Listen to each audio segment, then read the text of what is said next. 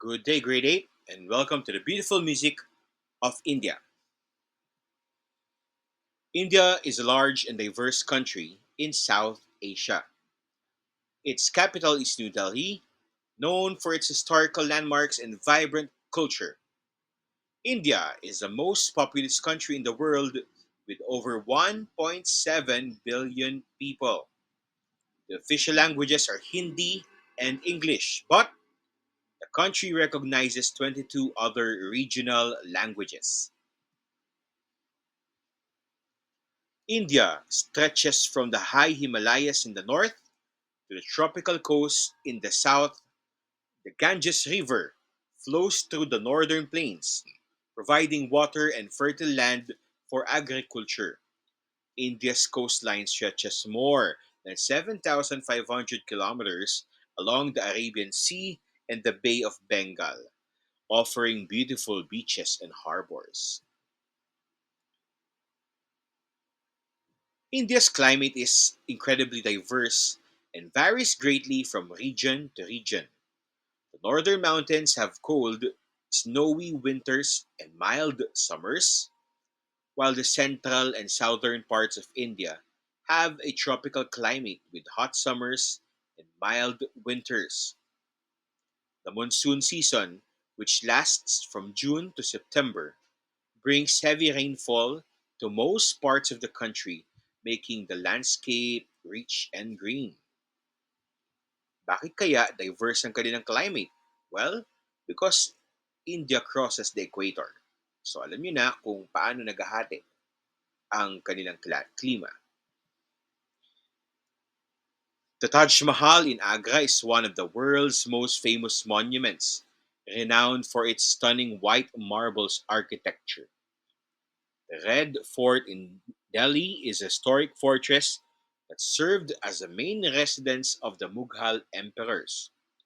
The city of Varanasi, on the banks of the Ganges, is one of the oldest continuously inhabited cities in the world and an important center for Hindu pilgrimage.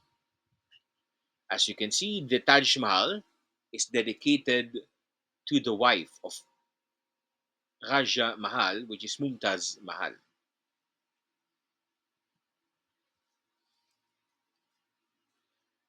It is a country of many religions, including Hinduism, Islam, Christianity, Sikhism, Buddhism, and Jainism, each with its own traditions and festivals.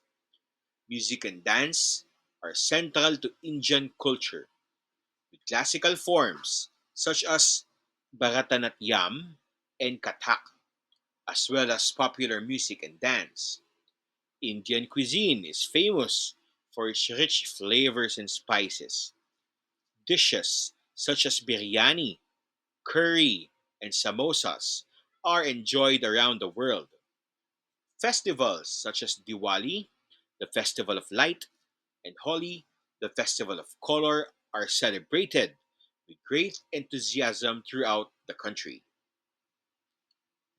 And now let's talk about Indian music.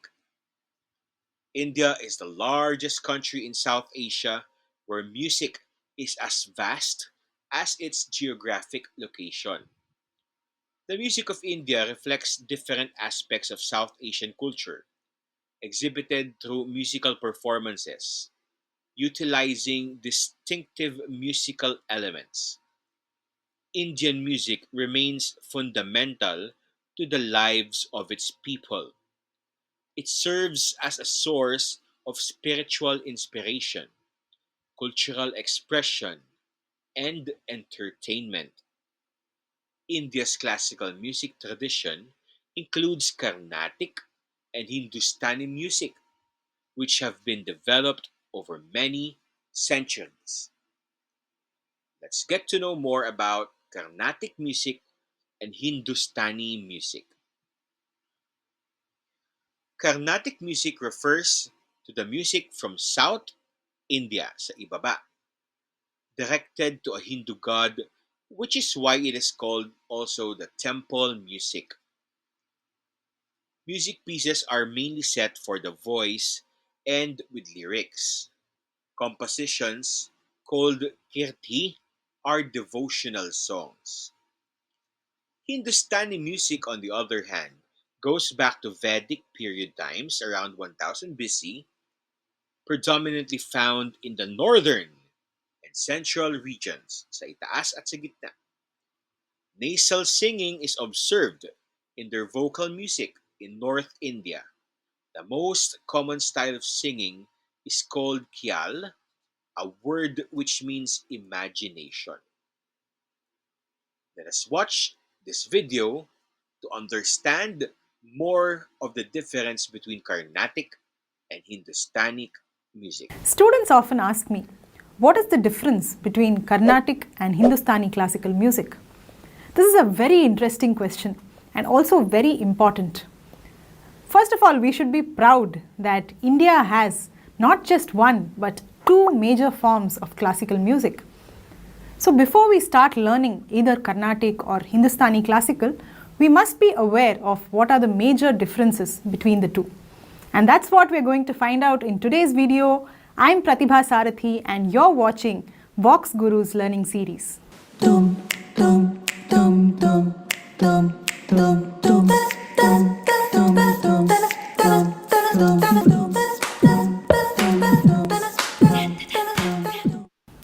The first and most striking difference between Carnatic and Hindustani is the gamakas. Although both the styles use the same 12 notes, the way these notes are embellished is completely different. Now in Hindustani classical music, we use a technique called the meend. Meend is basically a glide from one note to another, like this. Sa, ga, ga, sa. You see how we are slowly gliding? So this meend is the backbone of Hindustani classical music and the ragas. Without the meend, it will not even sound like Hindustani classical.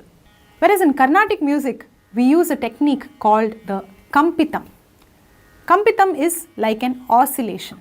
For example, sa, ri. You see how it is oscillating between ga and ri. So this kind of an oscillation is very common in Carnatic. Of course, this is not the only type of gamaka which is used in this style. In fact, we recognize more than 10 different types of gamakas. But this is one of the most characteristic ones which help us identify this style of music. The next big difference lies in the language of compositions.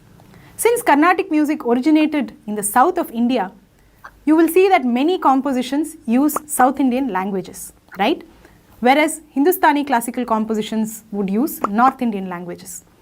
Now this is very important for us to know because whichever style of music you are learning, you should be able to pronounce the words correctly.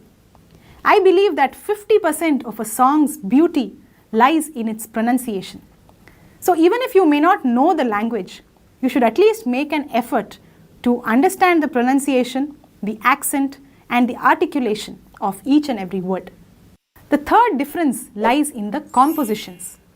Carnatic music gives a lot of emphasis to compositions, especially the lyrics or the sahityam.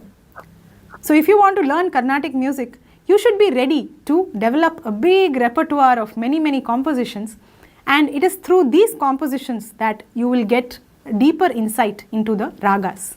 Whereas in Hindustani classical, it is the opposite. Here we give more importance to exploring the raga, and the compositions are like a framework to achieve this. So if you want to learn Hindustani classical music, you should be ready not only to learn compositions, but also to start your creative journey at a very early stage.